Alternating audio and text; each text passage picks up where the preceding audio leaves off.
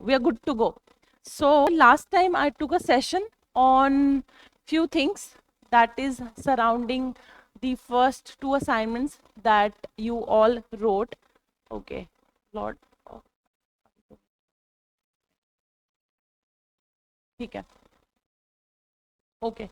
So this session I had planned for the discussion of first two assignments and the right answers. ठीक है कि कैसे answers लिखते हैं and ma'am good and fine great Kushagra Bihar pieces हो गया आपका अच्छे से I hope and if you are in Delhi do come to meet. If you're not in Delhi, do plan a one-to-one session because आपके आंसर्स अभी तक आए नहीं हैं and I don't know how your progress is. मैंने कुछ आपके SST answers check किए थे. You are going fine, but a lot of improvement is required. So I am expecting that you can plan one-to-one session and understand few things further, which I want you to. Rajeshwari यहाँ पे लिखते कैसे अच्छा है? No shit. ठीक है. Okay. So let us discuss first two assignments and see what else can be done. ठीक है? आप वहाँ बैठ जाओ अगर रुकना है तो, नहीं तो आप जा सकते हो, अभी तो सब ठीक है ना? So see, the first days आपका टॉपिक क्या था? Types of sources and historical construction, जिसमें आपको definition of history, literary sources, the sources of to understand history, modern historians of ancient India. अगर आपने याद है, आपको PYQ याद है, the question had already come on the foreign literature and foreigners accounts, how it had helped to construct history. And then the second topic that was for day one was Indus Valley civilization, ठीक है? And day two was Vedic age, that is Rigvedic and later Vedic. And the students, most of you have already written the answer, ठीक है? And let us see some of the answers and understand एक अच्छा answer कैसे हो सकता है, ठीक है? Saya, I checked your answers yesterday and I need to tell you to everyone, मुझे ऐसा आंसर सारे बच्चों में से किसी का भी ऐसा आंसर नहीं देखने को मिला जैसा आंसर ये था. मतलब एकदम बिल्कुल अलग आंसर लिखा है आपने. यूनिकनेस है स्टाइल में. मतलब I don't know, that will come as a shock to the examiner कि भाई ये सब तो ऐसा लिख रहे थे, साया का आंसर ऐसा है. पता नहीं वो शॉक होगा कि हैप्पी होगा, ज़्यादा नंबर दे देगा. But I mean, I was curious to read your answers and I'm curious to meet you and discuss your thought pattern and how did you learn the answer writing style. So, अभी मैंने इस file में आपके answers मैं चाहती थी मैं discuss करूं, सब स्टूडेंट्स से दिखाऊं आपके answers, but I have not included it. But let us see some of the other answers that I have found really good. Alka, are you there in the session? SK कौन है? Kishlay answers कब लिखोगे? I am waiting for Kishlay's answer. अच्छा, आज हम connect भी करना है Kishlay. We need to discuss. Shri Alka is not there. Okay, Rakhi ma'am, if you are listening to me, please message Alka. Please drop a message to Alka and ask her to join the session. Last time थी तो मुझे लग रहा है वो कहीं ऐसा तो नहीं कि she is missing the session because she might have missed the message.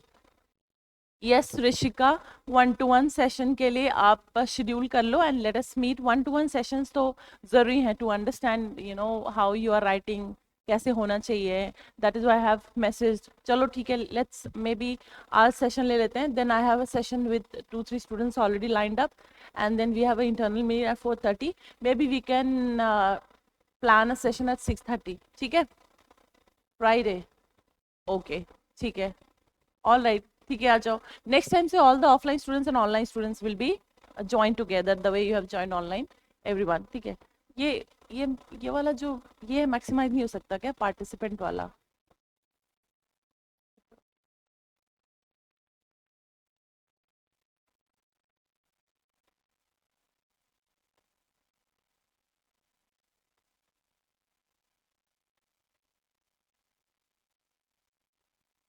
ठीक है, no problem. So let us see some of the answers of your batchmates who have written a really good answer. Let us check that. ठीक है. So this is one of the answers among you, only one of your batchmates, and her score on MCQ is 11 out of 11. She has attempted all the MCQs right. Now this is fine. I mean, this all of you are doing well. what I wanted to discuss is the subjective question. ठीक है, look at the subjective question. First question was, to what extent has the urban planning and culture of IVC provided inputs to the present day urbanization? Discuss. ये question कितने marks का था? 10 marks का, and the word limits were 150. Show us that answer. Yes yes definitely Kushagra. इस session का यही plan है, यही ऑब्जेक्टिव है, मेरा जो मोटो है ये ग्रुप सेशंस लेने का, is to show your answers and so that you guys have a peer learning. Offline बच्चे भी रहे साथ में, ऑनलाइन बच्चे रहे. तो इस वाले सेशन को मैंने ये पेंडिंग था आप लोगों के साथ, तो मैं सोच रही थी कि ये जल्दी जल्दी खत्म कर दें. नेक्स्ट टाइम से क्या होगा, next session as soon as possible, हो सकता है मैं 2 दिन में शेड्यूल कर दूं. ठीक है, and I want to discuss all the assignments, all the best assignments, and also the assignments which has not been written well, how they should be improvised.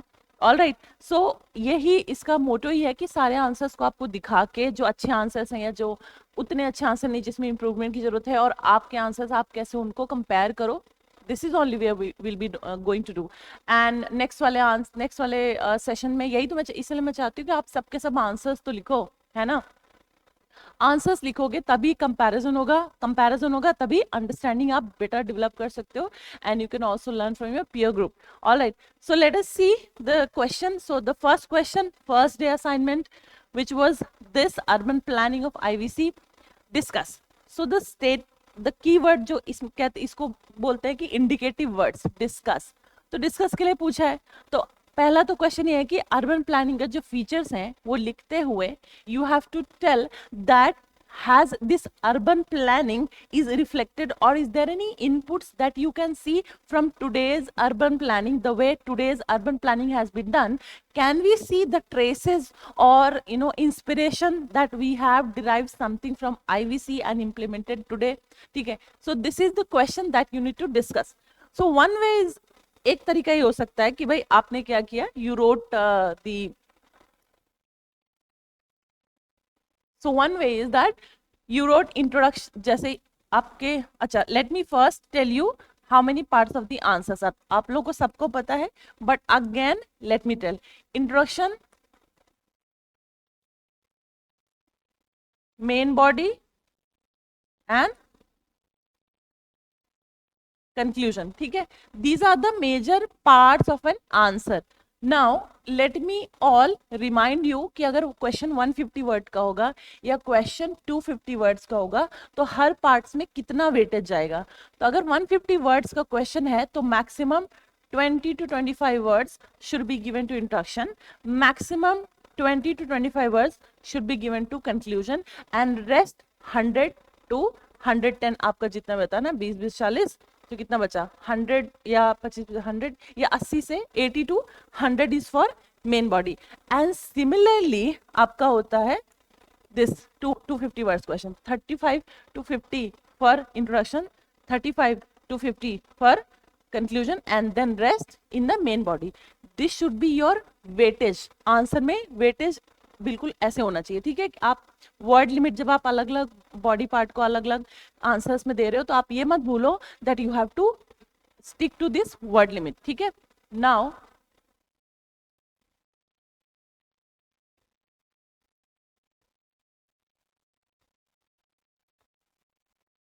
Alright, so let us look at this answer. तो एक तरीका है इस answer को ये लिखने का कि आप क्या करें, सीधा जो इंडस वैली सिविलाइजेशन है, you give a brief about it, timeline दे दो या कोई striking feature Indus valley civilisation का दे दो. So let us look at, this is one of your batchmates answer, 5.5 out of 10. So what she has done is that she has given a brief about the Indus Valley civilization. इसको बोलते हैं contextual introduction. So there are multiple types of introduction, contextual, conceptual. data दे दो या कोई report दे दो. तो अगर conceptual होता है मतलब you are defining some term, तो यहाँ पे conceptual definition तो suit नहीं करेगा.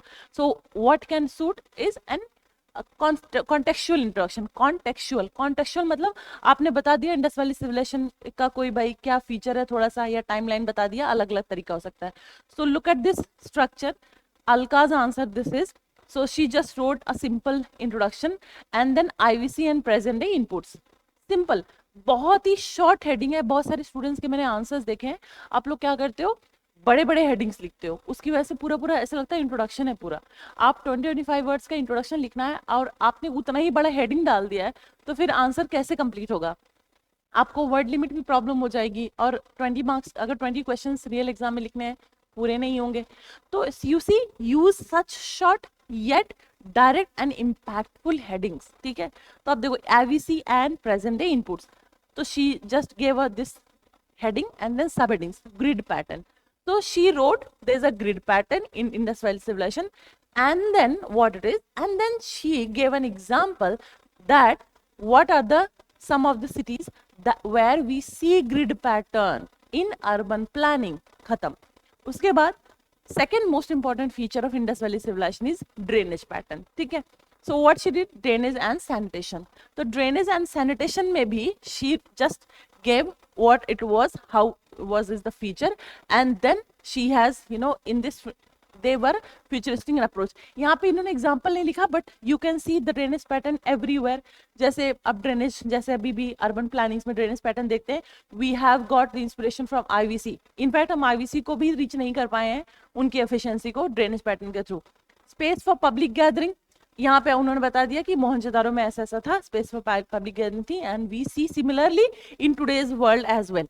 Creation of the zones, there were that you know there were differences in uses of public space as well as private residential space, दोनों डिफरेंट थे, बताया, and she has given example for this creation of the zones. Continuation of religious practices, simple 5 points and then a conclusion. Look at the handwriting, look at the cleanliness, look at the presentation, and answer is complete. Saya का answer मैंने देखा, she has written in a format that she gave an introduction and a conclusion, that was fine. बहुत जो creativity and novelty मैंने देखी थी वो main body में देखी थी साया के। So she wrote that yes, these are the features that we have, you know, we are seeing in present day urbanization as well, that we had in IVC. But however, what we do not see, वो भी लिखा हुआ है, ठीक है। There are multiple things that we did not find in IVC, but they exist today. So you know, it was like discussed. So she gave this dimension as well. That is also a novel way to write an answer. कोई problem नहीं है, ठीक है। But this is a simple and easy answer. And अच्छा, कुछ आपके batchmates के answer देखेंगे, ठीक है, जो अच्छा लगा मुझे, जो बहुत सिंपल है, साधारण तरीके से, मार्क्स पूरा मिल जाएगा, एग्जाम में मार्क्स देके निकल जाएगा। And also I have included some of the toppers answers, जो अलग अलग जगह पे उन्होंने टेस्ट लिखे हैं, टॉपर्स जो इस साल के टॉपर्स रहे, आपके Aditya Srivastava and then Animesh Pradhan, all these peoples, I have included their answers history के। तो हिस्ट्री में सबसे अच्छा तरीका होता है आंसर लिखने का क्या है? Before we discuss this first second question, let me tell you what is the best way to write an introduction and conclusion and for a history question. So history के लिए what is the best way to write an introduction and conclusion? ठीक है, एक बहुत अच्छा तरीका होता है इंट्रोडक्शन, हिस्ट्री में इंट्रोडक्शन लिखने का या कंक्लूजन।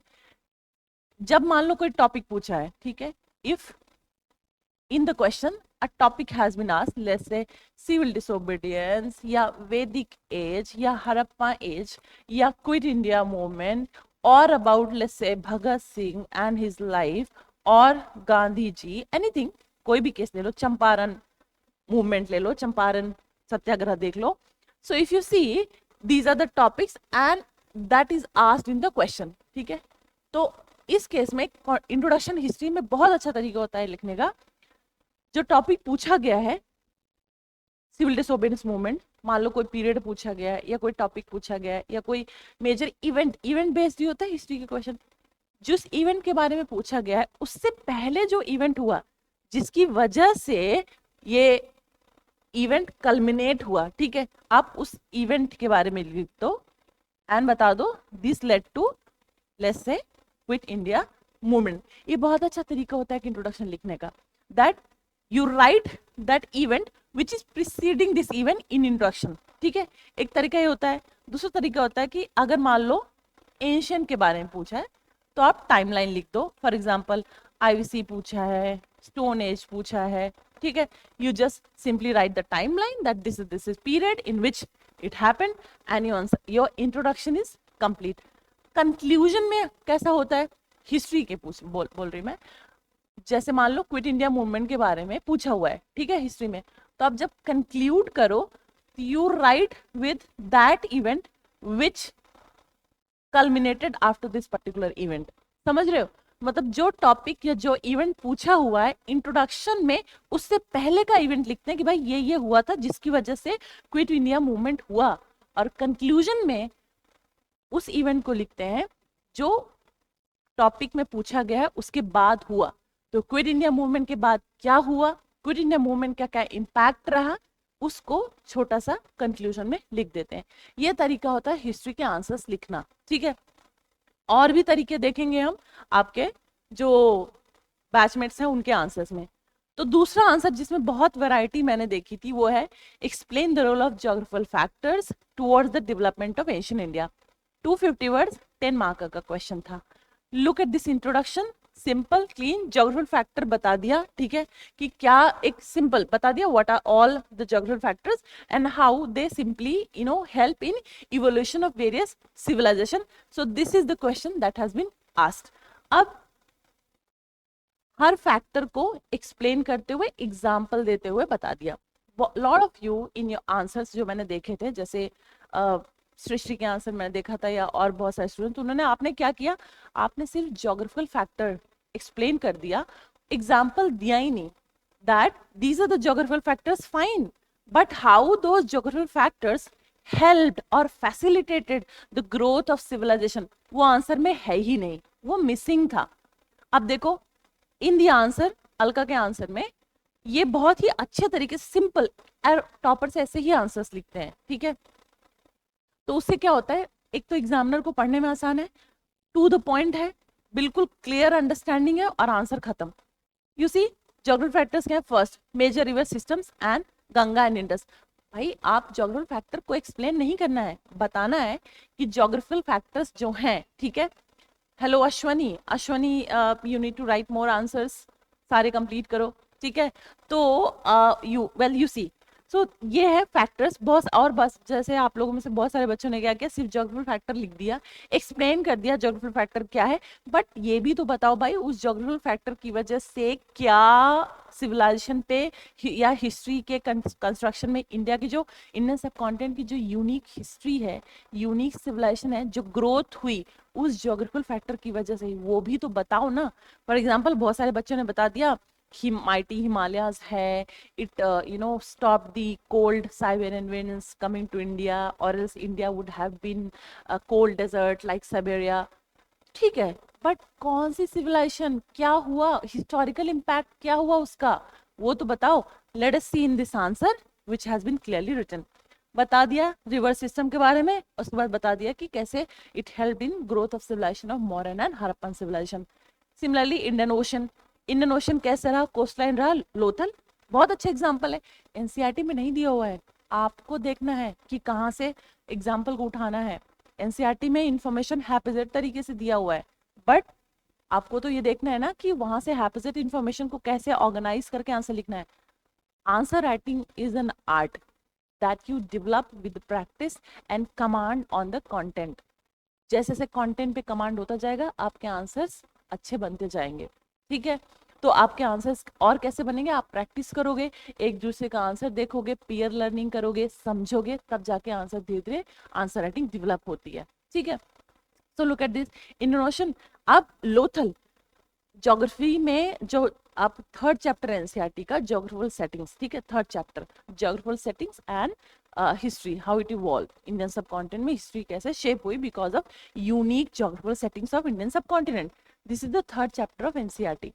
अब उसमें ये तो कहीं नहीं दिया हुआ है ना कि भाई कोस्ट लाइन लंबी थी, India had a long coast line and on along with it there was a dockyard. Dockyard तभी बना ना, लॉन्ग कोस्ट लाइन थी जहाँ पे शिप बिल्डिंग इंडस्ट्री बोलते हैं, या तो जहाँ शिप आके रुके, ट्रेडिंग सेंटर्स होंगे, शिप आके रुके, या तो भाई जहाँ पे शिप बिल्डिंग इंडस्ट्री सेटअप की जा सकती है। शिप बिल्डिंग के लिए बहुत इंपॉर्टेंट होता है कि पानी हो, ठीक है, लकड़ियाँ जो है उसको स्लाइड करके थ्रू वाटर लाई जा सके, एंड देन उस पे काम किया जा सके, उसको फिर जो शिप्स हैं उनकी ट्रायल हो सके कि ठीक है, they are not sinking, they are fine, they are good, they can be used to you know do the trading, जा सकते हैं। तो thank you. Alright, so example, Indian Ocean, Lothal, Lothal is a dockyard, example दे दिया, आगे बढ़ गए। अब देखो Himalayan mountains act as a barrier, ठीक, और उसके बाद यहाँ पे अगर मैं होती, मैं ये दे देती कि lot of invasions had happened from the passes of Himalayas, लेकिन नंबर नहीं काट सकते हैं, जस्टिफाइड इनफ है। लेकिन एक एग्जाम्पल यहाँ पे अलका फॉर यू, एक एग्जाम्पल यहाँ पे दे सकते थे कि भाई because India is protected by the mighty Himalayas, which which helped India to have its climate, which जो आज climate है इंडिया की, हिमालयस, माइटी हिमालयस की वजह से। अगर माइटी हिमालयस नहीं होता, साइबेरियन विंड्स आती और कोल्ड डेजर्ट बन जाता इंडिया, ठीक। लेकिन ये लिख सकते थे कि at the same time Himalayas has many passes, that through those passes many invasions happen, ठीक है। आप देखो शुंगास, अगर आप सकास देखो, हुणास, ये सब इन्वेजन इधर ही से तो हुए थे, ठीक है, इधर से हुए थे, क्योंकि पासेस थे। पासेस मतलब, पासेस क्या होता है, जहाँ पे वो स्पेस हो जहाँ से एंट्री पॉसिबल थी, उसकी वजह से क्या हुआ, those invasions happen, fine, lot of regional Kings they lost the war, but those invaders, they came and they settled India and they helped in the evolution of new culture, ठीक है। अब आप देखो, आप तक्षशिला यूनिवर्सिटी देखो, Hellenistic art देखो, Gandhara art देखो, how they have got developed, they got developed because these invasions which were possible from the passes which were there in the Himalayas। एक एग्जाम्पल लिख सकते थे इसका, but answer is complete enough, tension की बात नहीं है, ठीक। डेक्कन प्लेटू, डेक्कन प्लेटू बता दिया, डेक्कन प्लेटू कैसे हुआ, northern and southern civilisation, it help in growth. Availability of different types of soils leading to better relation with neighbouring countries, ठीक है, soil, mineral resources, all this things, simple. Presence of forest, presence of forest में आप एक ये देखो, आप presence of forest में जैसे अगर देखो तो ये बताइए, जैसे सिविलाइजेशन अगर आप ध्यान दो या याद करो, महाजनपदास, अगर हम मगधा की देखें तो ईस्टर्न यूपी, वेस्टर्न बिहार, ज्यादा एक्सटेंट यही था। हमारे पास एक और क्वेश्चन है, out of 16 Mahajanapadas, how Magadha evolved to the finest among all Mahajanapadas. 16 Mahajanapadas थे, मगधा ग्रोथ सबसे ज्यादा किया, तो क्या रीजंस थे, because they could understand the use of iron technology, iron, and they developed an iron weapon. They could clear the forest, and because of which they had more production, more produce, agriculture produce, and now if the people can produce more, they will pay more taxes. More taxes means more income to the government and exchequer, more income, more resource in the government exchequer, मतलब ज्यादा ज्यादा military वो sustain कर सकते थे, officers रख सकते थे, और ज्यादा एक्सपेंशन कर सकते थे, और ज्यादा वॉर्स कर सकते थे कि नहीं। सो यू सी, फॉरेस्ट जो था, जैसे जैसे उनको समझ में आया कि कैसे क्लीन करना है, वैसे वैसे civilisation starting from stone age here, if you remember, आप देखो ध्यान से, अगर आप याद करो कि जैसे ये अगर मान लो इंडियन सब कॉन्टिनेंट का ये डायग्राम है, this is western part of India, and यहाँ पे स्टोन एज आप देखो, and then Indus valley civilisation along the Indus river, and then you move from to this from to Delhi, and then you come along to eastern UP, western UP and eastern Bihar, sorry, western UP and eastern Bihar. अब यहाँ से देखो, ठीक है, बिहार यहाँ पे, UP है, तो ये क्या हुआ, यहाँ ये वेस्टर्न यूपी है, ये वेस्टर्न यूपी है, ये ईस्टर्न यूपी है, यहाँ पे आपका वेस्टर्न बिहार है, ये ईस्टर्न बिहार है। तो ज्यादा से ज्यादा जो सिविलाइजेशन थी, हर्षा देख लो, गुप्ता देख लो, मौर्य देख लो, and Magadha empire and Mahajanapada, they were confined to this place, जो सबसे ज्यादा फॉरेस्टेड रीजन था, एमपी, यूपी, बिहार का, झारखंड, ठीक है। तो ये क्यों हुआ, because of knowledge of mineral resources and every other resources which were available, which they could harness because of the knowledge on better weapons that could be forged out of the iron mineral that they found, and they cleared the forest and they got settled। तो इस तरीके से आप example लेकर के आगे बढ़ सकते थे। And then conclusion, simple conclusion लिख के आंसर खत्म। Let us see is there any other answer. अब ये साहिल का आंसर है, साहिल का भी आंसर मुझे अच्छा लगा, ठीक है। इन्होंने stone age discuss about the stone age and its important phases and what modern human can learn from the stone age people. This is the question 150 word 5.5 10 marks simple। देखो एक सिंपल, एक बहुत ही क्रिएटिव इंट्रोडक्शन लगा है इसका। देखो the stone age broadly covers the time span from the emergence of the various human species to the advent of the modern man और homo sapiens. पढ़ के लग रहा है बहुत सिंपल आंसर, सिंपल इंट्रोडक्शन है, ये तो मुझे भी पता है, मैं भी लिख सकता था। लेकिन पॉइंट तो यही है ना, simplicity is the most complex task in today's information bombarded world. Information, आपकी जो एज है ना, जिस जो जेंजी है या जो आपकी जनरेशन है, it is living in information bombarded world. बहुत ज्यादा इंफॉर्मेशन बम्बार्डमेंट है। सबसे ज्यादा कॉम्प्लेक्स आप लोगों के लिए टास्क क्या है, सबसे ज्यादा कॉम्प्लेक्सिटी, मतलब सबसे ज्यादा हार्ड टास्क आपके लिए ये है कि आप लोग ये समझो कि सिंपल कैसे रहना है। और सिंपल रहना सबसे मुश्किल का काम होता है। आप देखो जितने भी ये एक कहावत है ना, बात कही जाती है ना कि जो फल सबसे ज्यादा जो पेड़ सबसे ज्यादा फल से लदा होता है वो झुका होता है। कहने का मतलब वो सिंपल होता है, बहुत हम्बल होता है। सिमिलरली जो बहुत, जिनके पास बहुत ज्ञान होता है, जो सच में अपने आप में कंटेंटेड रहते हैं, they always remain humble simple. आप आपने मार्क जकरबर्ग के बारे में भी सुना ही होगा कि वो क्या करते हैं, to save time he has similar T shirts and similar jeans, सिर्फ कलर अलग अलग है। तो क्या करते हैं, जिससे उनको टाइम ना लगेगा आज मुझे क्या पहनना है क्या पहनना है, तो वो एक ही तरीके की सिंपल चीज पहनते हैं। ही always keeps those dresses ready, जिससे उनको सोचना ना पड़े कि यार मुझे पहनना क्या है। तो सिंप्लिसिटी, आप देखो जितने भी बड़े लोग हैं बहुत सिंपल होते हैं। वो जिनके पास सब कुछ होता है वो दिखावा नहीं करते हैं, बहुत सिंपल रहते हैं। और simplicity, to remain simple is the most complex task. To achieve simplicity is the most complex task. That is what is I believe. तो सिंपल रहना है। मैंने आपको अभी टॉपर्स के आंसर दिखाऊंगी, देखना कितना सिंपल इंट्रोडक्शन लिखते हैं, खत्म। अगर सिंप्लिसिटी नहीं रखेंगे अपने, हम crisp and to the point नहीं रहेंगे, तो हमारा पेपर खत्म ही नहीं होगा। आज तो हमारे पास लिबर्टी है, we can take more time to write the answers, but real exam में, यूपीएससी के एग्जाम में, कॉम्प्रिहेंसिव पेपर में 20 क्वेश्चन होते हैं, 20 क्वेश्चन, एंड 20 क्वेश्चन लिखने में बहुत टाइम लगता है ना। तो आपको देखना पड़ेगा कि कैसे जो है आप उसमें फॉल्टर ना करें, इसलिए सिंपल रहना ज़रूरी है। कम वर्ड्स का यूज़ करके अपने बातों को ज़्यादा से ज़्यादा अच्छे तरीके से रखना है। तो कम वर्ड्स यूज़ करके ज़्यादा से ज़्यादा अच्छी बातें कर लेना, यही एक ब्यूरोक्रेट का की अच्छी निशानी होती है। आप सोचो ना, आपने देखा होगा जी, ये होते हैं क्या कहते हैं, प्रेस कॉन्फ्रेंस होते हैं। अब मैंने कहा, तो इससे तो सवाल ये पूछा था रिपोर्टर ने, और ये क्या ही बोल रहे हैं, इनको तो बोलना ही नहीं आता, मैं होती तो ऐसा बोल देती, मैं होता तो वैसा बोल देता। वो क्या करते हैं, छोटा सा बात बोलते हैं, खत्म कर देते हैं अपनी बात को। तो क्यों ऐसा क्यों करते हैं, आपने कभी सोचा हो क्यों करते हैं ऐसा? क्योंकि पहले से उनको सिखाया जाता है कि अपनी बातों को कम शब्दों में बोलना है, कम शब्दों में अपनी बात को रख देना और बात को खत्म कर देना है। This is the the best quality of a bureaucrat. ज्यादा बोलने से इंसान फंसता है, ज्यादा बोलता है ज्यादा फंसता है, ज्यादा एक्सप्लेनेशन देना पड़ता है, इसलिए कम बोलो। और यही यूपीएससी के एग्जाम में भी आपसे देखा जाता है कि कम से कम वर्ड्स का यूज करके, लिमिटेड जो आपको वर्ड लिमिट दी गई 150 या 250 वर्ड्स का, उसमें अपनी बातों को कैसे रखना, या जितना आपसे एक्सपेक्टेड है। 250 वर्ड्स का क्वेश्चन है, मैंने 100 वर्ड्स में खत्म कर दिया, जस्टिफाई कैसे होगा demand of the question? We won't be able to justify the demand of the question. That is why we have to stick to the word limit and justify the demand of the question as per asked by the question. तो ये देखो खत्म। So this is also a very good book। अच्छा, कुछ students क्या करते हैं कि पैराग्राफ, सब हेडिंग लिखते हैं, हेडिंग लिखते हैं, सब हेडिंग लिखते हैं, एक्सप्लेन करते हैं। कुछ स्टूडेंट्स पॉइंट वाइज लिखते हैं, ठीक है, पॉइंट वाइज लिखते हैं और पॉइंट्स में ही एक्सप्लेन करते हैं, हेडिंग सब हेडिंग का यूज नहीं करते। बहुत सारे बच्चों को होता है, प्रॉब्लम होती है कि मुझे हेडिंग सब हेडिंग क्या बनाऊं, पता ही नहीं है। How do I make subheadings for a point? Or how do I put a paragraph using some heading? What heading? What kind of heading? Some students are not good at that. Fine, I'll write in points.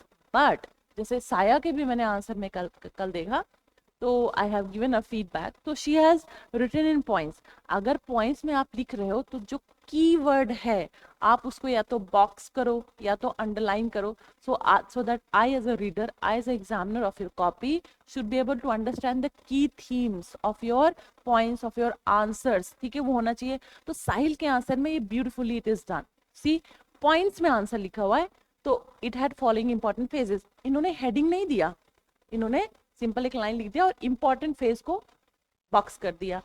So I know अब आगे क्या आएगा, phases आएगा stone age का, है ना। तो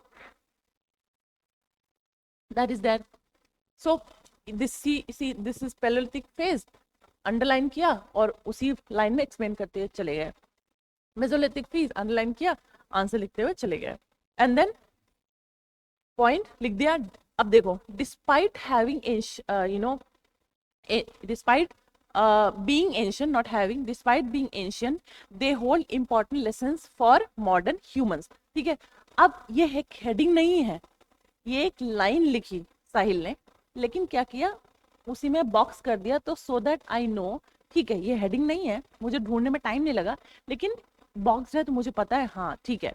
अब क्या आएगा, जो second part of the question है, that what modern human can learn from stone age people, now the student will write this. अब देखो, मुझे ढूंढना नहीं पड़ रहा आंसर, मेरे पास टाइम ही नहीं है ना। एज एन एग्जामिनर, यूपीएससी का एग्जामिनर का इतना टाइम होगा क्या कि वो जो है ढूंढेगा आपके आंसर्स। अगर आपने हेडिंग नहीं यूज किया तो मैं ढूंढूंगी आपका कीवर्ड क्या लाइन में। लेकिन बहुत ज्यादा अंडरलाइनिंग भी नहीं है, बट बहुत जुडिशियस अंडरलाइनिंग है। You see, this not a heading, but उन्होंने क्या किया, अंडरलाइन कर दिया, अंडरलाइन कर दिया। Technology as a boon, mutual cohabitation, ठीक है, importance of expression, all this things, और आंसर अपना खत्म कर दिया, ठीक है। अब लास्ट पैराग्राफ देखो, there is no separate concluding remarks, but जरूरी नहीं कंक्लूडिंग रिमार्क्स आए ही, अगर मुझे आपका एंड लाइन जस्टिफाइड लग रहा है तो justified. We should try to remain liberal towards the expression of this basic human artistic instinct, viewed properly, history can be great teacher। मतलब क्या लिख दिया, हिस्ट्री, हिस्ट्री हम क्यों पढ़ते हैं हिस्ट्री से, अगर हमें अपने गलतियों का, अपने अचीवमेंट्स का एहसास होता है, हमें पता होता है what all faults we committed, what wrongs we committed, we will know that we don't have to commit it in the future. So history का सिग्निफिकेंस यही है, that we learn how to not avoid the mistakes, or how to be proud of our past, and we stick to our values and traditions। History पढ़ने का और history पढ़ाने का, history as a subject, ये भी एक significance है, ठीक है। तो that's how it has been finished. अच्छा, अगर मैं एक क्वेश्चन पूछती, जो कि पहला टॉपिक जो हमारा एनसीईआरटी की हिस्ट्री है, उसमें यही है ना, definition of history, significance of history, why do we read history, what are the sources to read history, tell me 5 reasons, or at least minimum 3 to 5 reasons why should we read history, what is the significance of history, बताओ। मैं ही क्यों बोलूं, आप लोग भी बोलो, think and answer।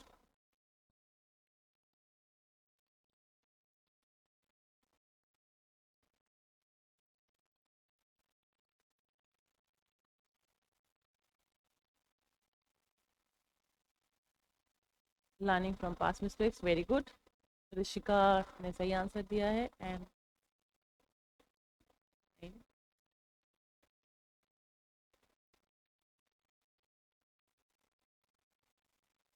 Answer is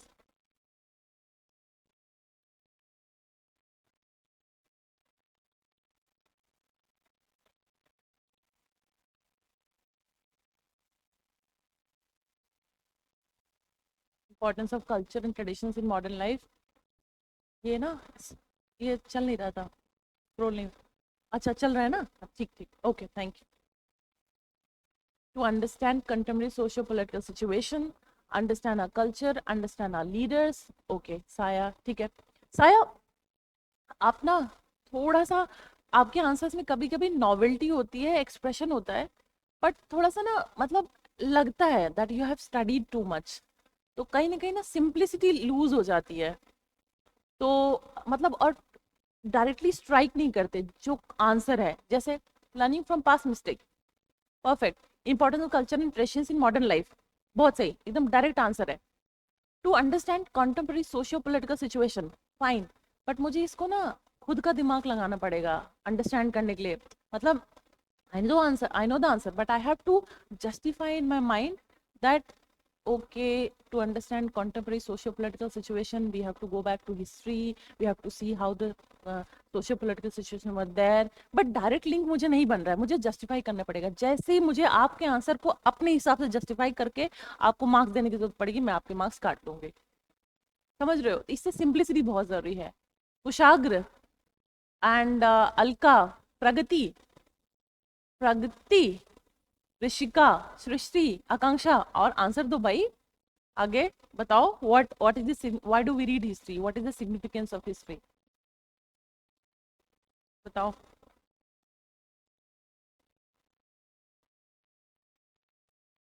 so गए क्या? मैं बोल रही थी तो. अश्विनी, बहुत सारे लोग हैं. किसले, पीयर लर्निंग है ये. अभी क्लास में होते ना तो डांट पड़ रही होती, इतना देर आंसर नहीं आता तो. Megha, very good. Understanding societal prejudices और human behaviour, very good. Make better decisions, very good. ये देखो सिंपल है ना, सिंपल है, डायरेक्ट है.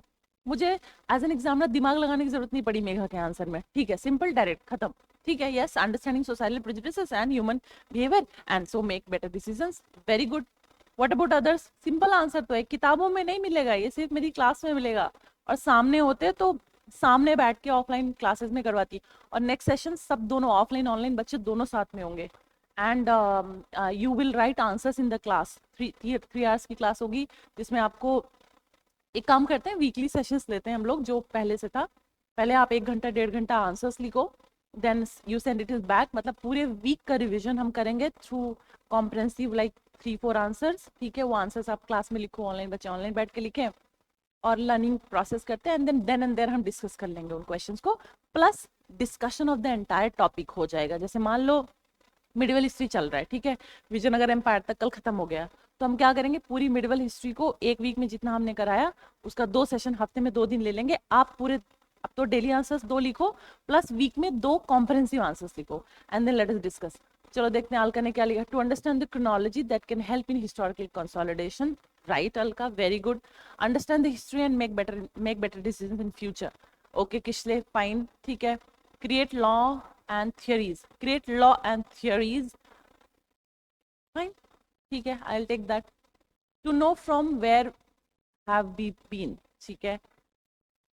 To know our civilization and okay, to know and come till where.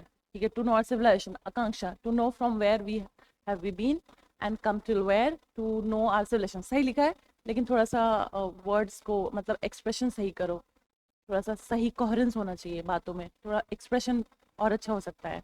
Pragati, to apply historical knowledge to make our present and future better.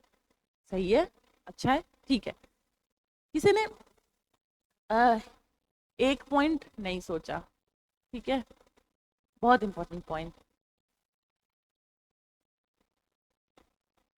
आप उस terms में बताओ, आप बिल्कुल डे 1 चले जाओ, जब डे 1 हिस्ट्री पढ़ी थी, हिस्ट्री क्या होती है, हिस्ट्री क्यों पढ़ते हैं, ज्योग्राफी सेटिंग्स क्या थी, ज्योग्राफिकल सेटिंग्स, उसकी वजह से हिस्ट्री कैसे इवॉल्व हुई, हमारे रिलेशंस कैसे ग्रो हुए.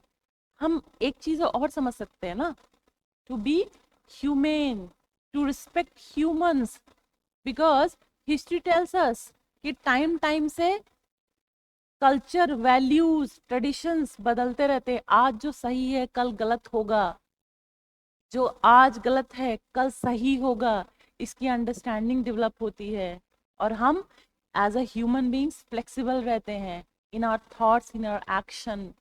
कि हाँ ठीक है, बहुत सारे ट्रेडिशंस जो कल सही माने जाते थे आज वो गलत माने जाते हैं. चाइल्ड मैरिज, विडोज का पूरा बाल मुंडवा दिया जाता था, ठीक है, और उनको एक कमरे में रहना पड़ता था. वो साथ में सबके उठ नहीं सकती थी, खाना नहीं खा सकती थी, साथ उठ बैठ नहीं सकती थी. जो है जितने भी मंगल कार्य होते थे, all the important occasions, rituals, वो दिख नहीं सकती थी लोगों को. सती प्रथा, ठीक है, ये भी तो हमें समझना चाहिए था ना हिस्ट्री से, कि हमें ये समझ में आता है कि lot of traditions lot of values and lot of culture which we feel is right today could be wrong tomorrow. Society evolves, so does the values and norms and culture traditions evolve. So having understood this, that these evolve, so as humans we have to be flexible. आज जो गलत है कल सही होगा, जो आज सही है कल गलत होगा, इसलिए हमें flexible रहना है in our thoughts, in our actions. Yet at the same time there are certain values, certain traditions which are always static through time and space. तो कुछ वैल्यूज, कुछ ट्रेडिशंस हमेशा के लिए जो सही होते ही होते हैं, तो उनको लेके चलना पड़ता है. बट कुछ वैल्यूज, कुछ ट्रेडिशंस, कुछ कल्चर जो आज गलत हैं कल सही होंगे, आज जो सही हैं कल गलत लगेंगे. तो इसलिए ह्यूमंस जैसे से इवॉल्व होते हैं, सोसाइटी जैसे से इवॉल्व होती है, वैल्यूज, नॉर्म्स, ट्रेडिशंस चेंज होते हैं, इसलिए हमें अपने थॉट्स एंड एक्शन में फ्लेक्सिबल रहना है. ये भी तो समझ आता है ना हिस्ट्री से. How needs of society change from time to time. Yes, to learn values and norms from them. Right. Balance between human needs and environment. Right. ये भी है अच्छा है Rashika. Allows us to observe and understand how people and societies behave. To apply historical knowledge to make our present future better. Evolution of society, polity, economy can be understood. Right, Ashwani. Very good. किसले किसले का एक line आया था. To know from where we have been. ठीक है. Right. Understood. सही है. तो इसी तरीके से सोचो, समझो. जो वर्क बुक दी गई है ना आपको फिल करने के लिए, यही रीजन है वर्क बुक फिल कराने का, कि आप सोचो, समझो, अपने दिमाग को चलाओ. जो आपकी वर्क बुक है, आपको याद दिला दूं, किसले का पहला सेशन है, अभी आंसर भी नहीं लिखा. किसले इज अ न्यू एंट्री. तो आपको किसले एक वर्क बुक मिली होगी, ठीक है. डेली उसको फिल करना है. Read the topics and every one of you, अगर जो लोग नहीं कर रहे हो ना, टॉपिक रीड करो. साया ने लिखा हुआ है, we have to meet one on one and discuss उसको ना. स्कोप डायमेंशन टॉपिक है, ठीक है. इसको भी हम एक दिन लाइव करेंगे. मैं फील करूंगी और आप देखो मैं कैसे फील करती हूँ, और आप लर्न करो और उस हिसाब से आप फील करना सीखो. टॉपिक है, ठीक है. टॉपिक का स्कोप एंड डायमेंशन है. एंड देन टॉपिक से ही सिर्फ आपने क्या क्या कीवर्ड समझा, कीवर्ड. एंड देन पीवाईक्यू है आपका. पीवाईक्यू का कीवर्ड क्या रहा है, पीवाईक्यू देखा, उसमें क्या क्या कीवर्ड है, क्या क्या क्वेश्चन पूछा गया है. अच्छा, सब्जेक्टिव क्वेश्चन के माइंडसेट से फिल करना है, ऑब्जेक्टिव क्वेश्चन के नहीं, क्योंकि एमसीक्यू की कोई लिमिट नहीं होती है. एंड देन लास्ट जो आपको फिल करना है वो है expected. Expected expected keywords. Expected keyword वाला जब कॉलम आप भरोगे तो ये सोचो, मैं यही बात हर स्टूडेंट को बोलती हूँ और काफी काम का है, कि भाई ये सोचो दैट आई एम एग्जामिनर. मैं यूनिवर्सिटी में लेक्चरर हूँ, प्रोफेसर हूँ, DU JNU में पढ़ाती हूँ, and I am experienced person. या पढ़ता हूँ या पढ़ाता हूँ and I am experienced person. अब मुझे जो है यूपीएससी की तरफ से अप्रोच किया गया, बोला गया कि सर मैम प्लीज हमें ना, हिस्ट्री के आप एक्सपर्ट हैं, ठीक है, आप प्लीज हमें क्वेश्चन बना के दे दीजिए हिस्ट्री से, ठीक है, और यूपीएससी में पूछा जाएगा, एक सेट बना के आप दे दो. ठीक, हमने अप्रोच किया. आप जब इंडस वैली सिविलाइजेशन या मौर्यन या गुप्ता या लेटर गुप्ताज या लेटर मौर्य या पोस्ट मौर्य हम पढ़ रहे हैं, थिंक कि आप पहले देखोगे, अच्छा पहले ऐसे ऐसे क्वेश्चन आ चुका है, तो सजेशन आता है वहां से कि आपको ऐसा ऐसा पेपर इस तरीके से बनाना है, कि भाई पीवाईक्यू जैसा ही बनाना है, या इस बार थोड़ा सा झटका देना है, थोड़ा क्रिएटिव क्वेश्चन बनाइए, जिस जिन टॉपिक्स को कवर नहीं किया गया है उन टॉपिक्स क्वेश्चन बनाइए. मान लो पोस्ट मौर्यन अभी तक कवर नहीं हुआ है, आप पोस्ट मौर्य पढ़ रहे हो, चलो लेटेस्ट एग्जांपल ले लेते हैं, और लेटेस्ट ले लेते हैं. हमने विजयनगर एम्पायर पढ़ा, ठीक है. अब विजयनगर एंड बहमनी किंगडम पढ़ा, लास्ट वाला टॉपिक अभी वही था, विजयनगर एंड बहमनी किंगडम. तो विजयनगर एंड बहमनी किंगडम से mostly questions have been asked in art and architecture, ठीक है. That topic, that kind of approach has been there, art and architecture. What if now you are the examiner and आपसे बोला जाए कि Vijayanagar Bahmani kingdom पे question देना है, और पॉलिटिकल, इकोनॉमिक, एडमिनिस्ट्रेटिव, मिलिट्री, उन सब पे देना है उनका, ठीक है. सो ओके, ठीक है. अब वो जो एक्सपेक्टेड कीवर्ड्स और कॉलम है, आपको अब इस सोच से वो भरना है कि क्या आ सकता है पेपर. तो क्या आया है जब आपको ये पता है, क्या आ सकता है ये पता है, और टॉपिक क्या है. जिस दिन ये अच्छे से आप भरना सीख गए ना पढ़ पढ़ के, तो आपका समझ लो कि बहुत आसान हो जाएगी जर्नी. जब वो आप फिल करके मुझे दिखाओगे, जैसे मीनाक्षी है, she is an offline student, Meenakshi हो गई, लोकेश हो गया, Akanksha also she is an offline student, she comes to meet me offline often, ठीक है। और Shri Pooja, all the students ये क्या कर रहे हैं, वर्कबुक अपनी लेकर के आते हैं।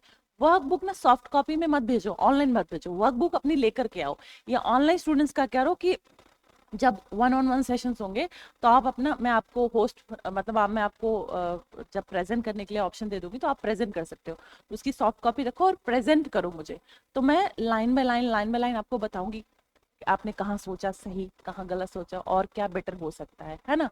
सो इस तरीके से हम वर्कबुक भरना सीखेंगे। और अगर वर्कबुक आप अपनी अच्छी भर रहे हो और at the end of the topic, trust me, at the end of the subject, जब आप अपनी वर्कबुक भरोगे ना तो आपको एक मेच्योर प्रिपरेशन तरीका होता है, that you will see in your approach. काफी कहते हैं ना, एक साइकोलॉजी है, एक साइकोलॉजिकल थ्योरी है, मैं आपको बताती हूँ, because I am psychology expert as well, तो मैं आप लोगों को सिखाना चाहती हूँ और this is very important with respect to learning.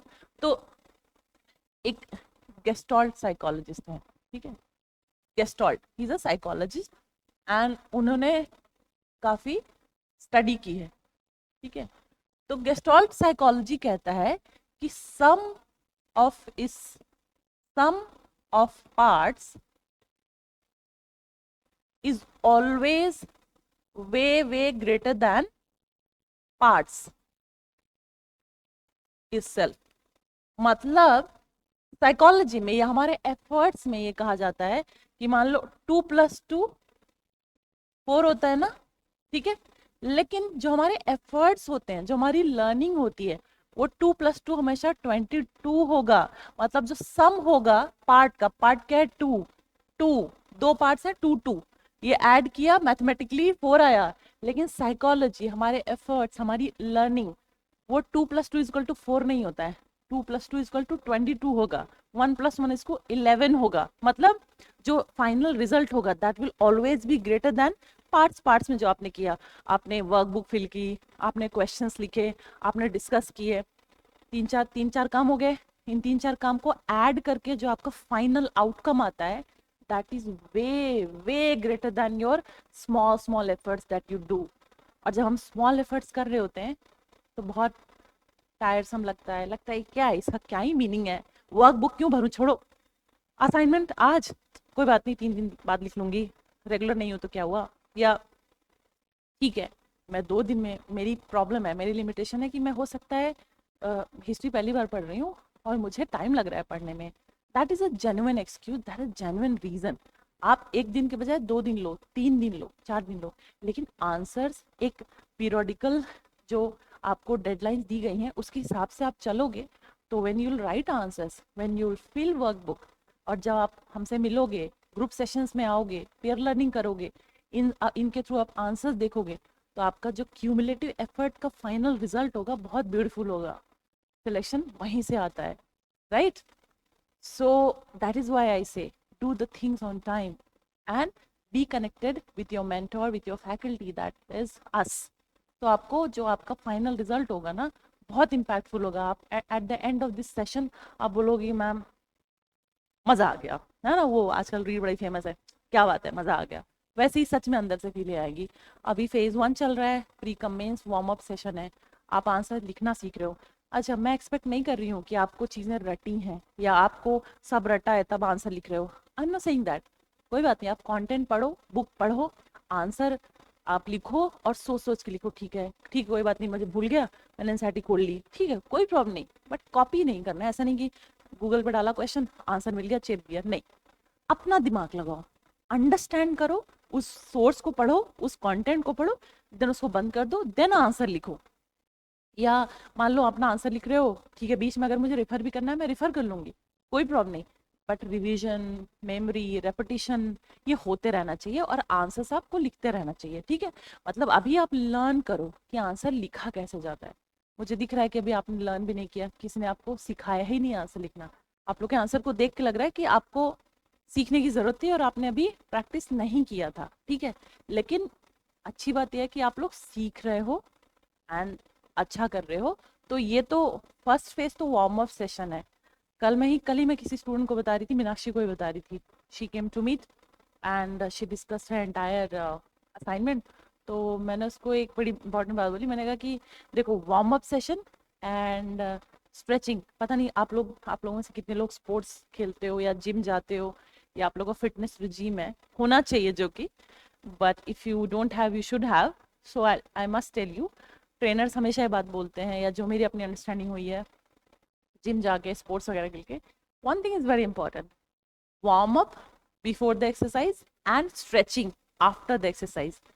अगर आप वार्म अप नहीं करोगे तो आपका मसल अचानक से शॉक में आ जाता है। जब आप बिना वार्म अप के सीधा गए और फटाफट जो है आप रनिंग करना स्टार्ट कर दिए, है ना, यू रनिंग ट्रेडमिल पे, तो क्या होता है कि आपकी मसल अचानक से शॉक में आती है। तो शॉक में आने से क्या होता है कि मसल क्रैम्प्स हो सकता है।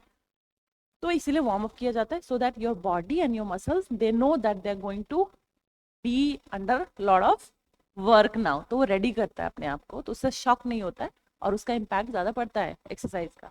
जब स्ट्रेचिंग करते हैं, स्ट्रेचिंग से हमारी जो ना पेन, जो बाद में जिम के बाद पेन होता है, वो काफ़ी कम होती है अगर आप राइट स्ट्रेचिंग कर रहे हो एक्सरसाइज के बाद। सिमिलरली फेज 1 आपका वार्म अप है। वार्म अप, इसमें हम आपको एमसीक्यू दे रहे हैं, इसमें हम आपको सब्जेक्टिव क्वेश्चन दे रहे हैं। एमसीक्यू से आपको सीखना है कि फैक्ट को कैसे अंडरलाइन करना है अपने सब्जेक्ट से, अपने टॉपिक से, अपनी बुक से, और कैसे उनको दिमाग में रखना है, क्वेश्चन किस तरीके से आते हैं यूपीएससी में। सब्जेक्टिव क्वेश्चन से what is our target is that you understand how to make a right structure, how to write good answers, ठीक है, how to introduce, how to conclude, how to make a good structure and good presentation, and in what way you should approach your main body. This is the idea of this phase 1, that is warm up session, जिसमें आप questions भी लिख रहे हो। It's like a test series, pre cum mains दोनों एक साथ test series है, ऐसा कहीं नहीं है। There is nothing of this sort of thing in the market yet, जहाँ पे आपको एमसीक्यू और सब्जेक्टिव दोनों एक साथ कराया जा रहा हो। फिर फेज 2 है आपका। फेज 2 में तो सारे एमसीक्यू रहेंगे, प्री रेडी हम कराएंगे आपको। देन मेंस है, मेंस में भी है। एंड देन आपके ऑब्वियसली फाइनल पेपर से पहले आपके क्यूआरएस होंगे, ठीक है, वो आपका स्ट्रेचिंग होगा। अभी वार्म अप चल रहा है, फिर एक्सरसाइज होगा, फिर स्ट्रेचिंग होगा, ठीक है। तो बी रेडी फॉर दैट। आप साथ साथ में पढ़ोगे, अच्छे से करते रहोगे, तभी आपको फायदा होने वाला है। So let us look at more answers. So you see, ये भी एक अच्छा तरीका है, ठीक है।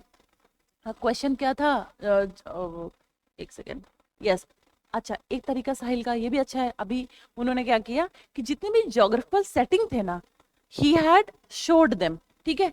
लेकिन अभी जैसे मैंने ऑफलाइन में बताया था साहिल को कि अगर मैं होती तो मैं थोड़ा सा ये बता, फॉर एग्जाम्पल सिविलाइजेशन भी ऐड कर देती। फॉर एग्जाम्पल सिविलाइजेशन, ठीक है, that got impacted with the presence of such geographical settings, और अच्छा इम्पैक्टफुल हो जाता, but this much is also fine. So he showed by geographical setting ये है, and then he had explained how the geographical settings has shaped the history of Indian subcontinent. Fertile planes examples भी दिया हुआ है, ठीक है।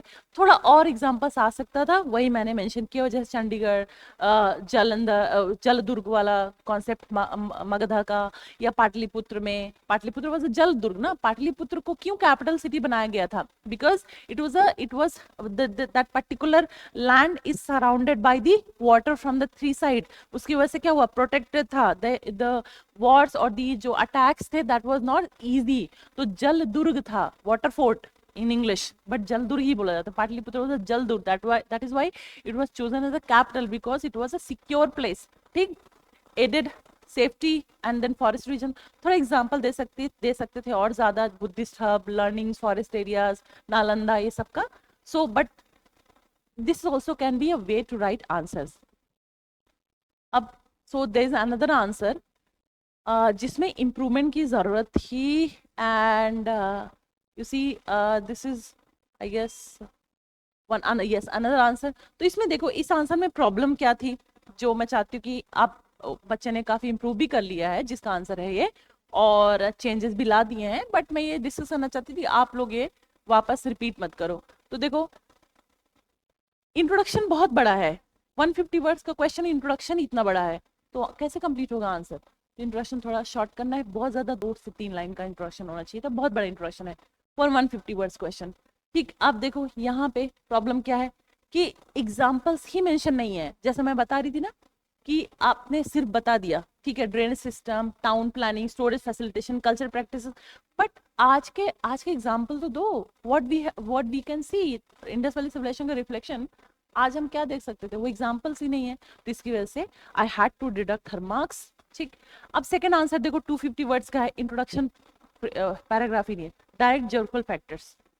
Geographical factor में भी ठीक है, एग्जाम्पल्स बहुत अच्छे थे, ये भी बहुत अच्छा था, लोथल, मुजरीस, वेरी नाइस पॉइंट्स, जिसकी वजह से जो भी मार्क्स मिले उसमें दे दिए, ठीक है, सेमी डेजर्ट। बट उसके बाद क्या हुआ कि ना ही कंक्लूडिंग रिमार्क्स उतना अच्छा है, ना ही कंप्लीटनेस है आंसर में, ठीक है, डिटेल्ड आंसर नहीं था थोड़ा सा। तो इस तरीके की भी चीज अवॉइड करनी है कि मैंने जैसे मैंने कहा ना, sticking to words is important, word limit is important, but justifying the demand of the question through using right words, that is also important, that was missing। ठीक, अब okay, so this was the first day's answers।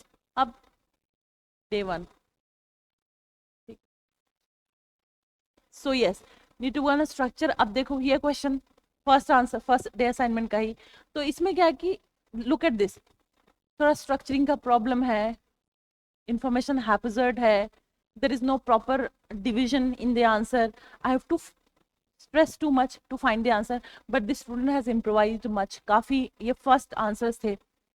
देखो अच्छी, मैं उस student, अगर कोई बच्चा already 5th level पे था, मैंने उसको 6th लेवल पे ला दिया, ठीक है, या 10 लेवल है, best is 10th level. Some student, there are some students who are at already at 8th level, but मैंने उसको खींच कर 10th पे ला दिया। एक स्टूडेंट है जो 5th लेवल पे है, मुझे उसको 10th लेवल पे लाना है, मैंने उसको खींच कर 9th लेवल तक ला दिया। So I as a teacher is more successful in second case. जो 5वें लेवल पे था उसको 10वें लेवल पे मैंने खींच के लाके 9वें लेवल पे खींच के लाके रख कर दिया। तो ये स्टूडेंट है, काफी रेगुलर है, ठीक है, अमंग यू ओनली रेगुलर है, she always reaches me out, we go for 1-to-1 session, बहुत सारे एंगेजमेंट रहते। अगर आप में से 5 बच्चा भी एक दिन सेशन ले ले तो मुझे मेरे ऑलमोस्ट 6 to 7 आवर्स, 6 आवर्स कम से कम जाते हैं। तो उसकी वजह से कभी कभी क्या होता है, कोई 1-2 बच्चा रह जाता है जो रिक्वेस्ट किया रहता है कि मैम सेशन लेना है, तो लेकिन कुछ बच्चे होते हैं नहीं, मतलब हाँ ठीक है, they keep reminding and obviously they don't take it to कि नहीं मैम ने तो रिप्लाई नहीं किया, तो वो अंडरस्टैंड करते हैं, but they keep it a point कि वो मुझे रिमाइंड करें, और जैसे ही मुझे टाइम मिलता है, जो पहले वाले लाइंड अप थे उनको खत्म करने के बाद मैं उनका सेशन ले लेती हूँ, ठीक है। तो this student is regular and she always keeps reaching me out and understand the point, तो she has improvised a lot on her answers, मैंने देखा है अभी। I don't want to name the student, ठीक है, कुछ बच्चों को comfortable नहीं लगता है, तो I don't want to take name of anyone। तो देखो, तो ये पहले दिन का आंसर है, मैं इस बच्चे का आंसर आपको और दिखाऊंगी, आपको समझ में आ गया, दिखेगा कितना इंप्रूवमेंट है आंसर में, बहुत इंप्रूवमेंट है आंसर में। यू सी, देखो कोई स्ट्रक्चर नहीं है, कोई कंटेंट भी प्रॉपर नहीं है, हेडिंग नहीं है, स्टिल कॉन्क्रीट, ये कुछ खास कीवर्ड ही नहीं था जिसको हमको अंडरलाइन करना था, तो not a very good answer, but then through comments she has improvised a lot. Explain the role of geography, इसमें भी देखो फिर पॉइंट वाइज लिख दिया, स्ट्रक्चर नहीं है, कंटेंट जस्टिफाइड नहीं है, देखो ये सारे आए ही नहीं, पॉइंट्स ही नहीं आए सारे, हार्डली 3-4 पॉइंट्स, हार्डली 3 पॉइंट आए 250 वर्ड्स के क्वेश्चन में, पूरा मिसिंग था, तो दैट हैज बीन टोल्ड। अब फटाफट let's quickly see one answer, और सेकंड वाला सेकंड डे का असाइनमेंट, ठीक है। तो सेकंड डे असाइनमेंट क्या था, व्हाट वाज दी, ये शायद okay, let me not take the name, but जिस स्टूडेंट का है वो तो समझ ही जाएगा अपना हैंड राइटिंग देख के किसका आंसर है, ठीक। ब्लर क्यों आ रहा है ये, अच्छा आई थिंक स्टूडेंट का आंसर ही ब्लर है, ठीक है। सो सेकंड टॉपिक क्या था हमारा, वैदिक एज, ठीक है, Vedic was the second topic. Let us see how some of the answer has been written. तो Vedic age underline the changes in the field of economy and society from Rigvedic to later Vedic period. Simple तरीका क्या है, बता दिया वैदिक as क्या है, timeline बता दिया, कुछ सिग्निफिकेंस है, कुछ इंपॉर्टेंट है तो बता दिया, या कोई इवेंट प्रिसीडिंग वैदिक सिविलाइजेशन वो बता दिया, ठीक। नाउ अब नेक्स्ट पैराग्राफ में क्या, changes in the field of economy, change in the field of society from early वैदिक टू लेटर वैदिक, या तो क्या किया, हेडिंग डाला changes in the field of economy, ठीक। अब आपने पॉइंट्स डालते गए या सब हेडिंग्स यूज करते गए, in the status of women, है ना, सोसाइटी में राजा स्टेटस वुमेन, या ओवरऑल भी लिख दो, सोसाइटी एंड इकोनॉमी बोथ, आप मिक्स करके भी लिख सकते हो, status of women, symbol of wealth, और economy from primitive to little advance, knowledge में भी फर्दर उनका हो गया था, या knowledge in the terms of उनका टूल्स, या जो मिनरल्स जिसके बारे में वो जानते थे, कौन कौन से मिनरल्स के बारे में जानते थे, ये बता दो, कुछ कुछ बताते हो, अपने पॉइंट पॉइंट वाइज लिखते हो, आंसर खत्म कर दिया, या सोसाइटी का अलग बता दिया, इकोनॉमी का अलग बता दिया, ठीक है, आपने बता दिया। साया का बहुत ही इंटरेस्टिंग आंसर था, बहुत इंटरेस्टिंग आंसर था, सब बच्चों ने ऑलमोस्ट इसी लाइन पे लिखा हुआ है, साया का आंसर बहुत इंटरेस्टिंग था। अभी नेक्स्ट सेशन में मे बी इफ मतलब Saya will come for one on session, we will discuss, but this is how, this is fine answer. देखो अब इस स्टूडेंट ने क्या लिखा है, Rigvedic introduction simple 25 to 25 words में इंट्रोडक्शन खत्म, बहुत अच्छा इंट्रोडक्शन भी था, टाइमलाइन यूज करते हुए, change in field of economy, Rigvedic society को बता दिया, हाउएवर सेम पॉइंट में, हाउएवर लेटर वैदिक बता दिया कि ये अर्ली वैदिक में ऐसा था, लेटर वैदिक में ऐसा था, Rigvedic early Vedic is also called as Rigvedic society बता दिया। सेकंड में सरप्लस प्रोडक्शन, अब एग्रीकल्चर का बता दिया, ठीक, टैक्स कलेक्शन में क्या डिफरेंस आया था बता दिया, पॉटरी मेकिंग में क्या डिफरेंस आया था बता दिया। नाउ सोसाइटी में Rigvedic society was classified based on occupational divisions, and then यहाँ पे बता दिया वर्णा सिस्टम, फिर लेटर वैदिक में क्या हुआ ये बता दिया थोड़ा सा, ठीक है। नाउ वुमेन का पोजीशन बता दिया, ठीक, transformation sorry from egalitarian to unequal rigid varna based, ठीक है, गोत्रा बता दिया यहाँ पे, ठीक, आंसर देन कंक्लूजन सिंपल, बहुत ही अच्छी हैंडराइटिंग है, बहुत सिंपल है। इस बच्चे ने सब हेडिंग नहीं यूज किया है, सिर्फ दो मेजर हेडिंग यूज किया, change in economy, change in society, point wise में बता दिया, ये भी अच्छा आंसर है। लेकिन देखो मुझे ढूंढना नहीं पड़ रहा है इनके पॉइंट से कि इन्होंने इस पॉइंट में क्या बात लिखी है, ठीक है। कुछ बच्चे कहते हैं पॉइंट वाइज लिख देते हैं, लेकिन मुझे ढूंढना पड़ता है कि भाई लिखा क्या है इस पॉइंट में। इस पॉइंट वाले पॉइंटेड फॉर्मेट में, पॉइंट कई तरीके होते हैं मेन बॉडी लिखने का, यूज ऑफ सब headings first, use of points, use of numbers, bullets, ठीक, आप जो भी यूज करो, लेकिन मुझे आपका आंसर दिखना चाहिए, not too much underlining but underlining, that comes with the practice. तो ये भी तरीका अच्छा आंसर लिखने का, ठीक। अब दूसरा answer, the main feature of Vedic society, do you think some of the features are still prevailing in society, ठीक। इसमें सिंपल क्या लिखना है, again same same kind of introduction आप लिख सकते हो, वैदिक सोसाइटी का बता दो वैदिक सोसाइटी के फीचर्स रहे हैं, और उसके बाद, ठीक है, अब आज जो we see lot of practices in economy, polity, status of women, wealth, etcetera etcetera, हम on the religion, everything, how we worship, what are our religious practices, ये बताते हुए आपने क्या किया, आंसर खत्म कर दिया।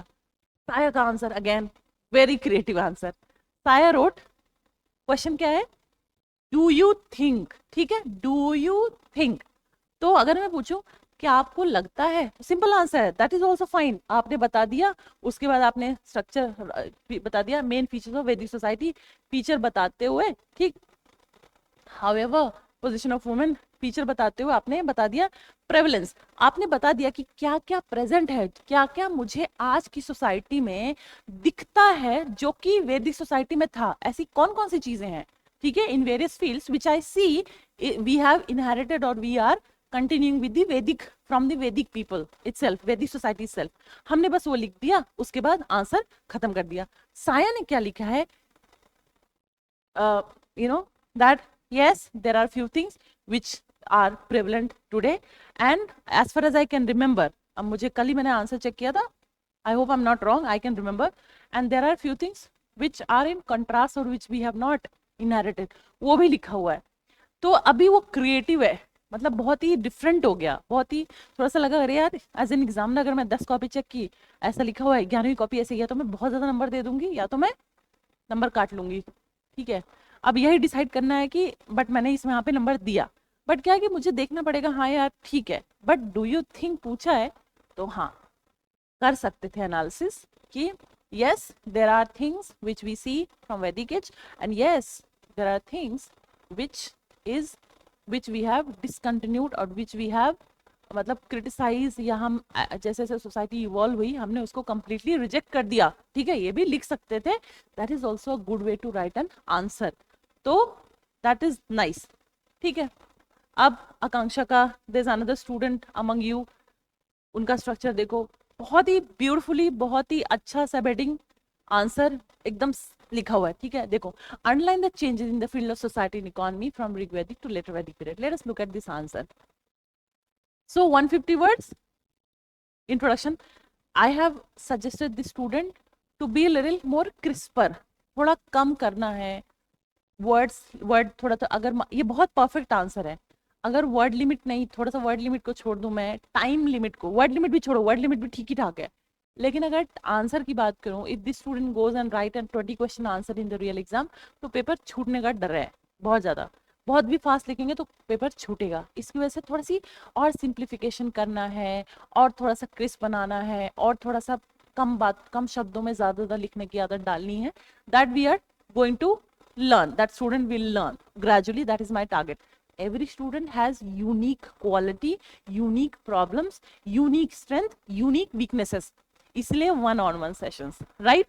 And because you all are preparing for the same exam and have same problems, same kind of strengths somewhere, as a member of a same tribe, I would say UPSC examination, you are member of this group, this tribe, ठीक है, and you are member of this group, this tribe, ठीक है, tribal group है एक तरीके से, समझ लो, जो यूपीएससी प्रिपेयर करता है, you are member.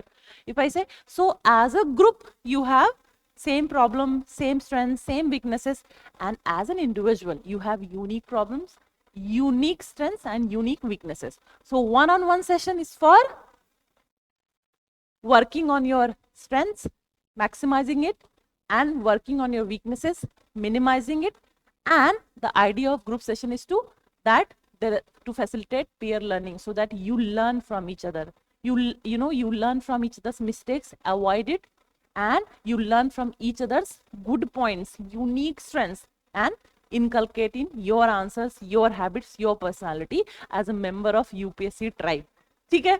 So well, यहाँ पे थोड़ी सिंप्लीफिकेशन की जरूरत है, बहुत ज्यादा इंफॉर्मेशन है, बम्बार्डमेंट है, but this shows that there is a little lack of, अभी थोड़ा सा कहते हैं ना रिवीजन, फर्स्ट टाइम हो सकता है स्टूडेंट पढ़ रहा हो, बहुत ज्यादा इन्फॉर्मेशन गेन कर रहा हो, तो बहुत ज्यादा इन्फॉर्मेशन कॉपी पे उतर जाता है, तो ये हम धीरे धीरे सिखाएंगे, ठीक है, और सीख भी रहा है student. Change in society, varna system, societal hierarchy, women status, ठीक है। अब यहाँ पे थोड़ा एग्जाम्पल्स बच गए थे, जो कम बात लिख करके भी एग्जाम्पल दिया जा सकता था, बट ठीक है। विलेज सेटलमेंट्स, पॉलिटिकल शिफ्ट्स, बहुत अच्छा आंसर है ये, कंप्लीट। Change in economy, pastoral to agriculture, बहुत अच्छा आंसर है। पैस्टोरल टू एग्रीकल्चर, मुझे हेडिंग देख करके iron technology, trade and commerce, ठीक है, लैंड ओनरशिप, टैक्सेशन, रेवेन्यू, मुझे आंसर ही देख के समझ में आ गया, हेडिंग देख के समझ में आ गया कि आंसर कंप्लीट है, बहुत ही अच्छा कंटेंट है, ठीक है। अब पैराग्राफ, अब देखो अगेन, इंट्रोडक्शन भी वर्ड लिमिट एक्सीडेड, कंक्लूजन भी वर्ड लिमिट एक्सीडेड, बहुत अच्छा आंसर। बट अगर मैं ये सोचूंगी ये बच्चा 20 क्वेश्चन पूरा इस सिचुएशन में 20 क्वेश्चन पूरा पेपर में कर पाएगा, तो नहीं कर पाएगा, इसलिए इस स्टूडेंट को भी थोड़ा सा कम थोड़ा सा रिस्ट्रिक्ट करना है, थोड़ा सा रिफाइन करना है और चीजों को, और बहुत अच्छा आंसर आने लगेगा धीरे धीरे, एंड जो कि आ भी रहा है, ठीक है। So yes, this is it, वैदिक सोसाइटी। अभी ठीक है, this is how it is, आपको एक दूसरे के आंसर्स मिल जाएंगे देखने को, दिस इज सेम वे। अब चलो देखते हैं कुछ आंसर्स टॉपर्स के, ठीक है। आप आपस में भी सीखो, एक दूसरे से भी सीखो, खुद से भी सीखो और खुद को भी सिखाओ, मुझसे सीखो, लेकिन मेरे प्रेजेंस में ये सीखो कि टॉपर्स कैसे आंसर लिखते हैं, ठीक है। चलो देखते हैं थोड़ा सा ये, तो लेट अस सी, ये देखो, ये है आदित्य श्रीवास्तव का answer. Read the question and read the introduction, सिर्फ इंट्रोडक्शन पढ़ो।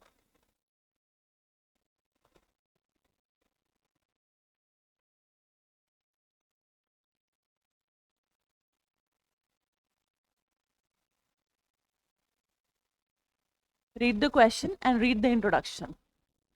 और मुझे एक स्टूडेंट बताए, या आप लोग सब बताओ कि अगर आपको ये आंसर दिया जाता तो, अच्छा चलो ठीक है, पहले सिर्फ क्वेश्चन पढ़ो, सिर्फ क्वेश्चन पढ़ो, okay, don't give me the answer, सिर्फ क्वेश्चन पढ़ो और देखो। आदित्य श्रीवास्तव फर्स्ट रैंकर है, आपको पता ही होगा, तो उन्होंने आंसर कैसा लिखा है देखो, और कितना सिंपल लिखा है। 150 वर्ड्स का क्वेश्चन है, not more than 20 words introduction, 20 से ज्यादा भी खत्म आंसर, खत्म इंट्रोडक्शन। ठीक है, देखो 20, 1 2 3 4 5 6 7 8 9 10 11 12 13, minimum with in 20 words only, introduction खत्म। ठीक है, हेडिंग, सब हेडिंग, सब हेडिंग, सब हेडिंग, सब हेडिंग, बहुत कम एक्सप्लेनेशन, कंक्लूजन, खत्म आंसर। सब heading, significance yet incomplete as, answer खत्म। ठीक है, 150 वर्ड्स का आंसर खत्म। और इंट्रोडक्शन देखो कितना सिंपल है। क्वेश्चन क्या है, Bhagat Singh made a real breakthrough in terms of revolutionary ideology, the goals of revolution and forms of revolution struggle, elucidate. ये है एलुसिडेट, 150 वर्ड्स, छोटा सा इंट्रोडक्शन लिख के आंसर खत्म। ठीक, देखो अब एनएमएस प्रधान का आंसर देखते हैं। देखो ये भी एक तरीका है आंसर लिखने का। ठीक, Bhagat Singh, same question, introduction. After the decline of non cooperation movement post Chauri Chaura incident, revolutionary voices strengthened and one of the such loudest voices was of Bhagat Singh. ठीक, पहला वाला इंट्रोडक्शन क्या था, आदित्य श्रीवास्तव ने क्या लिखा, भगत सिंह का टाइमलाइन बता दिया कि भगत सिंह किस टाइम पे थे और किस टाइम में उनकी ही वाज हैंग्ड। ठीक है, are you all with me? ठीक है, so he wrote this and he just wrote this is, जैसे मैंने बताया था टाइमलाइन, एक तरीका होता है टाइमलाइन लिखने का। अब दूसरा तरीका देखो, दूसरा तरीका अनिमेश प्रधान का है। अनिमेश प्रधान ने क्या किया, कॉन्टेक्चुअल, इसको बोलते हैं contextual introduction. Let me tell you again, there are many types of introduction. So contextual introduction, ठीक है, context, there are many types of introduction, contextual, conceptual, ठीक है, then you write data, date, report based on the demand of the question. Contextual मतलब जो topic या जो personality या जो कॉन्सेप्ट या जो फैक्ट पूछा गया है उसके इर्द गिर्द क्या है, उसके आसपास क्या इंफॉर्मेशन है, कॉन्टेक्स्ट क्या है, आप वो लिख दो। तो दूसरा कॉन्सेप्चुअल मतलब जो पहले साया के आंसर्स मैंने देखे थे एसएससी में, तो she used to polity and economy के answer, she used to explain the topic और कॉन्सेप्ट या फैक्ट जो पूछा होता था उसको एक्सप्लेन कर देती थी, है ना। ठीक है, दूसरा आंसर तरीका होता है डेटा, लेकिन ये कहाँ इन तरीकों को यूज करना है, अलग अलग तरीका, अलग अलग आपको यूज करना है।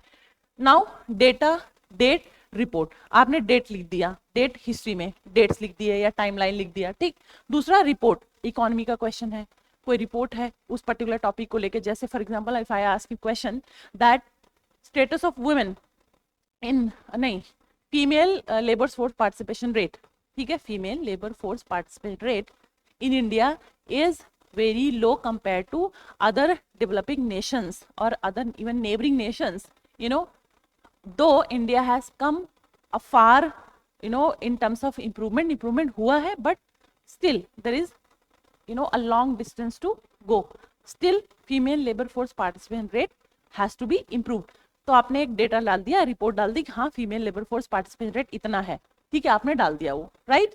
नाउ एक कुछ आगे का, ठीक है, ऑलराइट, सो आपने डाल दिया, उसको बोलते हैं डेटा, रिपोर्ट या कोई फैक्ट, या पूछ लिया सेंसस, सेंसस होना चाहिए था, अभी सेंसस हुआ नहीं है, होना चाहिए था, तो भाई सेंसस क्यों नहीं हुआ, लास्ट सेंसस कब हुआ था, आपने ये बता दिया, सेंसस का सिग्निफिकेंस क्या है, उसको बोलते हैं अगेन येट डेटा या कॉन्टेक्सचुअल। तो ये अलग अलग तरीका होता है। अब आप देखो,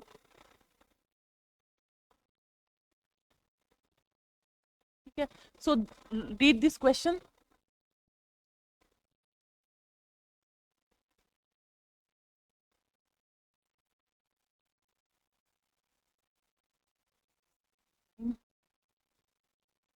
ठीक है, तो आप ये देखो उन्होंने क्या किया, अनिमेश प्रधान ने क्या किया कि उन्होंने सिर्फ बता दिया,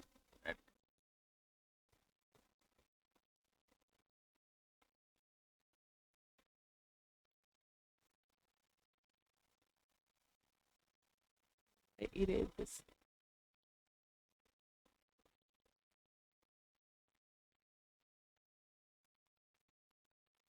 okay, just try to read through this, huh? Okay, I don't know how to do this. So after the decline of non-cooperation movement, post Chauri Chaura incident, revolutionary voices strengthened. ये contextual introduction है. आदित्य श्रीवास्तव ने क्या किया था? उन्होंने क्या किया था कि भाई ईयर, टाइमलाइन, उन्होंने टाइमलाइन बता दिया, ठीक. अनिमेश प्रधान ने कॉन्टेक्स्ट बता दिया. Late us see another way, उन्होंने आंसर कैसे बताया है. जैसे मैंने बताया था, ये है सृष्टि दबास का आंसर. सृष्टि दबास बहुत ज्यादा फेमस हुई थी लास्ट ईयर की टॉपर्स में, अलग अलग इंस्टीट्यूट्स में गई थी to share her experience, her journey.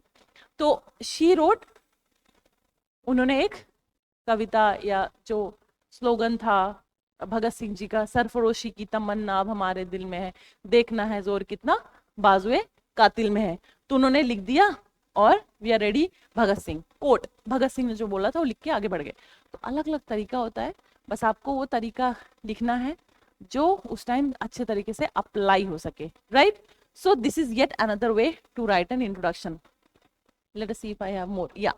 So this is what I wanted in the first session to tell you. ठीक है, जो लास्ट ऑफलाइन बच्चों के साथ हुआ था, आप लोगों के साथ मिस हो गया था, और ये है आपका आज का सेशन. ऑनलाइन बच्चों के साथ भी कंप्लीट हुआ. नेक्स्ट सेशन हम फिर परसों मिलते हैं, ठीक है, परसों मिलते हैं, ठीक है. और लेट अस रिवाइज एवरीथिंग. आप third and fourth ancient history की थर्ड एंड फोर्थ असाइनमेंट हम ऐसे ही डिस्कस करेंगे, कंपेयर करेंगे. जितने बच्चों ने बेटा आंसर्स नहीं लिखे हैं, please try to complete your answers and submit the answers to me, get it checked so that you can learn from us and you can avoid mistakes. जितने लोगों ने अभी आंसर नहीं किया है, जितने लोगों ने टॉपिक नहीं पढ़ा है, करके आंसर्स कंप्लीट करके लिख के दो.